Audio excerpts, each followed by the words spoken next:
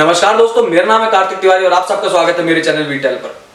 आज मैं बात करने जा रहा हूं हमारे देश के घिनौने राजनीतिक पैतरे के बारे में, जिसको अपनाया गया आम आदमी पार्टी के एक नेता अरविंद केजरीवाल द्वारा, जहां पर उन्होंने अपने दो सबसे बड़े अपराधी नेताओं को हमारे देश के शहीद आजम भगत सिंह से कंपेयर करा, मनीष सिसोदिया और सत्येंद्र जैन, जो कि हाल फिलहाल में सत्येंद्र जैन जी जेल में पड़े हैं चोरी के केस में और दूसरे पर सीबीआई इंक्वायरी चल रही है।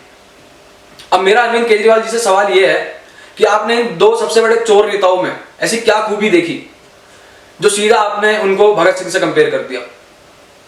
केजरीवाल जी, आप देश के नेता तो बहुत बड़े बन गए, मगर उससे पहले क्या आपने अपने देश का इतिहास पढ़ा? ऐसी कौन सी क्रांति आपके नेता या आपकी पार्टी लेकर आई देश में, मैं पूछना चाहूंगा, जिससे आप भगत सिंह बता रहे हैं अपने नेताओं को? ऐसे कौन से आपने काम करे? आपके नेता चलते तो 500 हथियारबंद लोगों के साथ है, Z+ उनको सिक्योरिटी चाहिए, और आप उनको बताते हैं भगत सिंह। ऐसे तो कल को आप अपने आप को राम भगवान बताकर मंदिर में बैठ जाना, विष्णु भगवान बताकर उनके मंदिर में बैठ जाना, अपने आप को स्वामी विवेकानंद बता देना, है ना? केजरीवाल जी, भगत सिंह की जो लड़ाई थी, या उन्होंने जो भी, या उनके जो दोस्त थे, उन्होंने वो जो भी क्रांति करते थे वो बिल्कुल निस्वार्थ होती थी। उनकी क्रांति, उनकी लड़ाई कोई भी कुर्सी के लालच में नहीं की गई थी।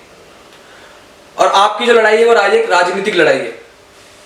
तो मेरा कहना यह है कि आप ऐसा काम मत करें, और हमारे देश के जो अमर शहीद हैं, जो हमारे देश में एक यूथ आइकन की तरह जाने जाते हैं, आगे आने वाले हमारी पीढ़ियों के लिए गौरव की तरह साबित होंगे, उनको आप अपने चोर, जो दारू की स्मगलिंग में, चोरी में, जिन पे सीबीआई इंक्वायरी चल रही है और इनके खिलाफ काफी पुख्ता सबूत है, उनसे कंपेयर कर रहे हैं।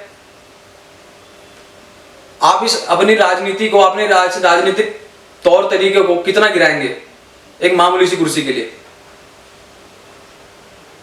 मेरी नजर में ये बिल्कुल भी सही नहीं है।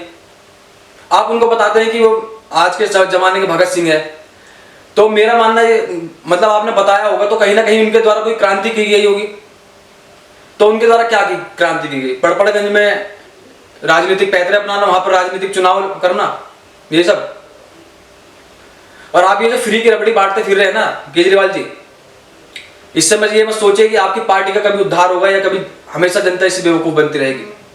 आज दोस्तों, जो ये केजरीवाल द्वारा जो ये फ्री का पैतरा अपनाया जा रहा है, फ्री बिजली देने का, फ्री राशन देने का, ये सब, इसके देखकर मुझे एक कहानी याद आई।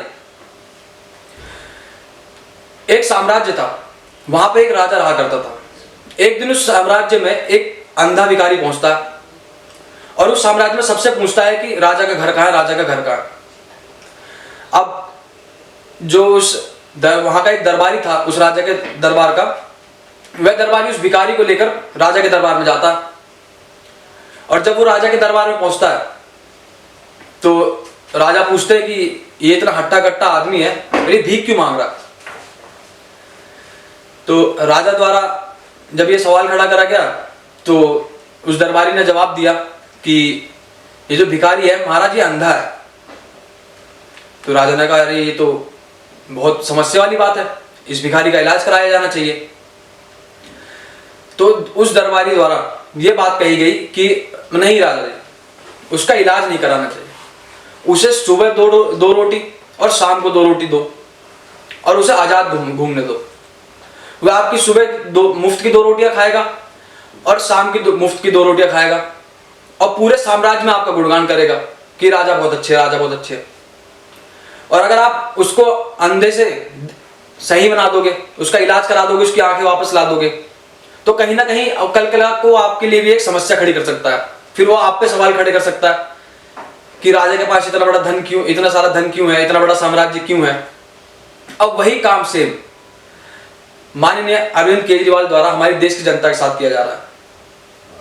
वो बस उनको फ्री का राशन, फ्री की बिजली देकर एक तरह से अंधा बनाना चाहते हैं, ताकि जो हमारे देश की जनता है वो लोभ में डूबी रहे और कभी उनके जो काम है उसके ऊपर कोई सवाल न उठाए। और अभी हाल फिलहाल में अरविंद केजरीवाल द्वारा एक और बयान दिया गया दिवाली पर। उन्होंने ये कहा कि जो हमारे देश के नोट है, करेंसी नोट, उस पर माता लक्ष्मी और गणेश भगवान की फोटो सब छपवा देनी चाहिए। अब दोस्तों ये देखिए, एक तरफ ये बात करते हैं सेकुलरिज्म की, हिंदू मुस्लिम सिख सब कोई समान है। अब केजरीवाल जी से मेरा ये सवाल है कि हमारे देश के नोटों पर गणेश भगवान और माता लक्ष्मी की फोटो छपवा देना कहां तक सेकुलरिज्म को साबित करता है? तो मेरा केजरीवाल जी से ये सवाल था। अब आपके पास कोई जवाब है इसका तो जरूर मुझे बताइएगा कि ये कोई सेकुलरिज्म को दर्शाता है। केजरीवाल जी, मेरा एक कहना यह है कि आपको अपनी बातें सुनाई देती हैं जो आप अपने बयानों में बोलते हैं, मतलब राजनीतिक शक्ति पाने के लिए, कुर्सी को पाने के लिए किसी भी हद तक चले जाएंगे। अरे आप, सबसे बुरा तो मुझे जब लगा जब आपने भगत सिंह को अपने इन दो चोर नेताओं से कंपेयर करा। दोस्तों, मैं आपको एक बात बता देना चाहता हूं कि इस बयान के बाद भगत सिंह के परिवार वालों ने खुद अरविंद केजरीवाल का विरोध किया। बड़े बड़े नेताओं ने, बड़े बड़े क्रिकेटरों ने इस बात से विरोध जताया और उन्होंने साफ कहा है कि अरविंद केजरीवाल से कि इस बात को लेकर वो माफी मांगे।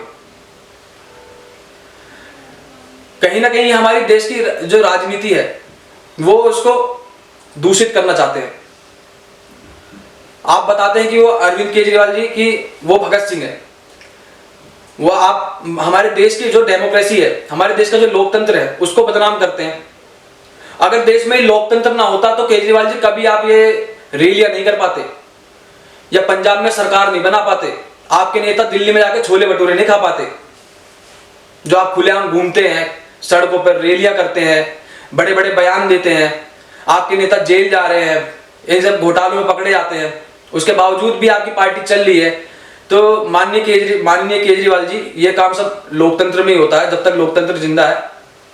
और इसी के बिहाफ पर आपकी सरकार बनी, आप मुख्यमंत्री बने, उसके बाद आप हमारे देश के लोकतंत्र को बदनाम कर रहे हैं, बता रहे हैं यहाँ पर लोकतंत्र समाप्त हो गया। तो मेरा कृपया आपसे निवेदन है हाथ जोड़कर कि ऐसे तुच्छ राजनीतिक पैतरे से हमारे देश की संस्कृति, हमारे देश की राजनीति को खराब ना करें, हमारे देश के जो महापुरुष हुए उनको बदनाम ना करें। धन्यवाद। अगर दोस्तों आपको आज का ये मेरा वीडियो पसंद आया तो मेरे चैनल को सब्सक्राइब करें और मेरी वीडियो को लाइक करें और कमेंट में जरूर बताएं कि केजरीवाल का ये जो बयान था वो कहां तक सही था।